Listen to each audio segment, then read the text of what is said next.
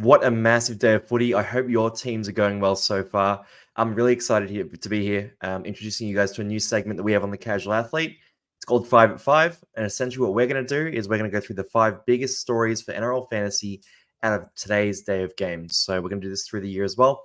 Not necessarily every day on YouTube. Sometimes it'll be on TikTok, sometimes Instagram. It really depends how deep the stories are.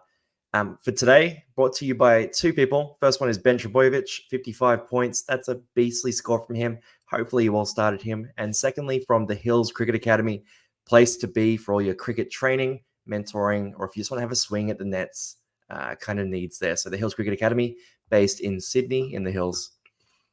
So let's jump into today. So first things first story of F5. Roosters edge rotation, a mess. And this one is dicey.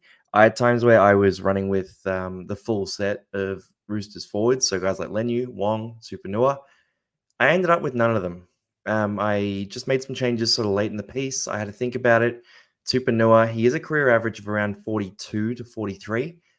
Suo Wong, he's only 20 years old.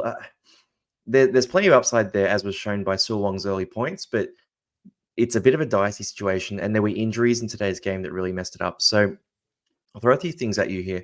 Suo Wong subbed up to 26 minutes. That's not a long time. Nat Butcher came into the game at that point. He's a specialist edge coming into this team, and they're planning to run a timeshare on the edge. Tupanua was injured 43 minutes into the game, so we don't have a full picture on what his minutes were going to be in that game.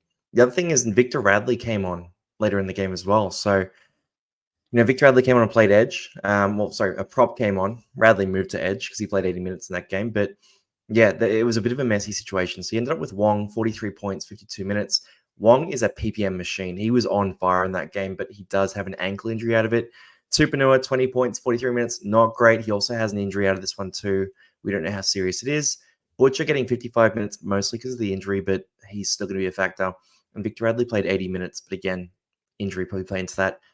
If I own these guys, it's going to depend on the injuries. If they're both fit, I'd probably hold them both for another week. That's how messy this game was. it was pretty bad. And you've got 2 weeks before the next game as well. So I'd probably hang on if I had them both. I don't have them. I'm not going to go buy them, but that's sort of the situation there at the Roosters.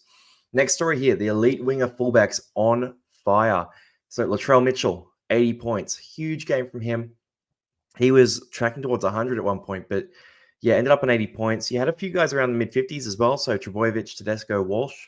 Tedesco looked really, really active, big work rate. Needs to get a bit more involved in the red zone attack, though. He was not as involved as I was hoping in that area. I'm running Tedesco, but look, Trbojevic, he could have had a higher score in this game. He nearly had a try at one point. He nearly had a few assists as well. Yeah, the signs are really good for Trbojevic, and I could be tempted. If I see him play well again next week, I might think about pulling the trigger. But at the same time, Jaden Campbell comes back soon, so I probably won't do it. But Trbojevic is very interesting. Walsh, I'm not as interested in personally. He might get suspended for that shoulder charge.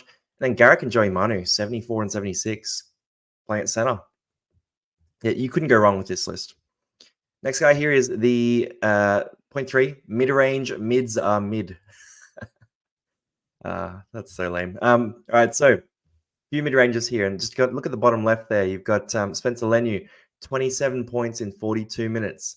Tupanua, 20 points in 43 minutes. Totola, 33 points in 44 minutes.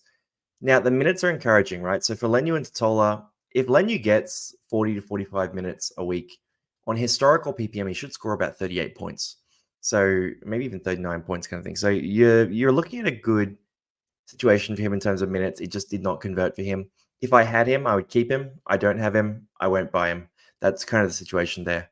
Totola, 33 minutes, 44 minutes. Sorry, 33 points in 44 minutes. I have Totola. It was a bit of a disappointing performance. There was an offload at one point in an attacking position that went to the opposition.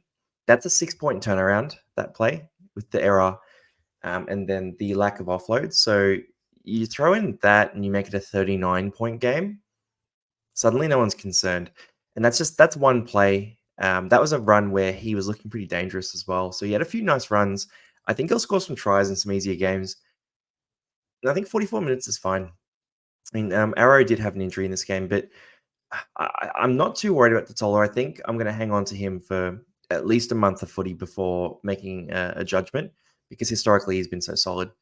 I'll throw in a few guys here that have done well. So Radley, 58 points, 80-minute game.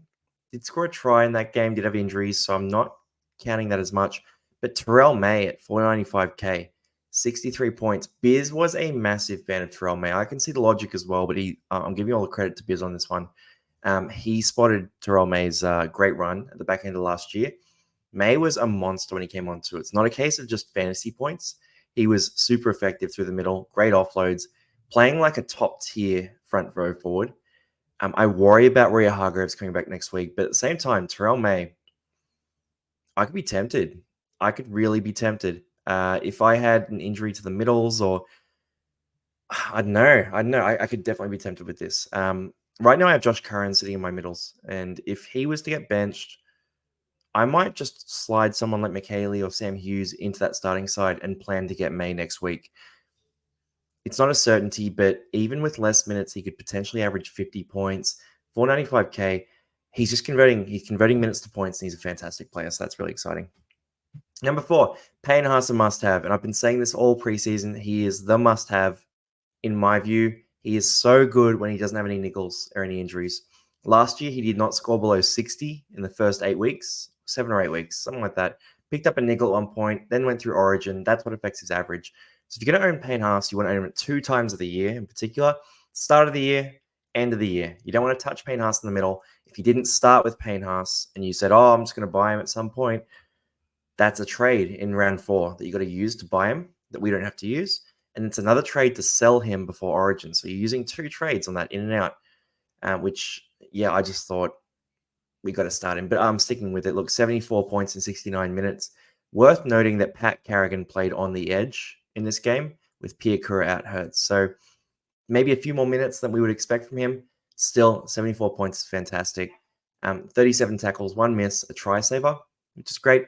132 meters isn't too many, but at the same time, it was a tighter field. It's a bit smaller, so the defense was a bit more squeezed in. Haas probably didn't get as much space as he's used to. And 8 tackle busts. We talked a lot in the preseason about his tackle bust jumping from 2 to 5 last year. 8 is not what we can expect every week, but I just think he has attacking upside. And he had a few plays where he was in good spots to potentially barge over. He's not really that kind of prop, but look, those tries are going to come in the easy games as well. And finally, Pierre Kura delayed, not cancelled. HIA 4 minutes into this game. They have about a 10-day, 11-day break until their next game as well. So there's a chance that he plays their next game. The Broncos also don't have any options. They got rid of Kurt Capewell. So look, Pierre Kura is going to be that guy for them. Even if he's out next game, keep him. It's not great for his cash generation. It's going to take some time for him to get that rolling average back up. I don't care. Like, he's at a low price. He'll be an even lower price. You hold on to him. He will at one point in this season get to 500 to 600k. And right now he's going to be worth, 360k or whatever it is there. So yeah, hold on to Pierre Kura. Delayed, not cancelled. That's our 5 at 5 series. Let me know if you like this content here, because it's a bit of a different thing to what we're normally doing. But I think it's pretty cool to sort of sum up some of the stories. And we weave all this into the buy, hold, sell videos we do as well. But I think it'd be cool to have something like this where we can go through these stories as well and just fill you in on what we're seeing out there. I also post a lot of this stuff on Instagram and TikTok, particularly in Instagram stories. We're trying to do a lot more in-game sort of commentary and chat and talk about what we're seeing in those games and things we're noticing as well. So as an example, Sua Wong being subbed out after 26 minutes. That was something we noticed, popped it up on Instagram. You can sort of keep track of the way we're thinking about these things, and maybe it'll help you learn a few things. At the same time, you can DM us and help us learn a few things. Anyway, let me know in the comments what you think of this content, and I will catch you on the next video. Peace out.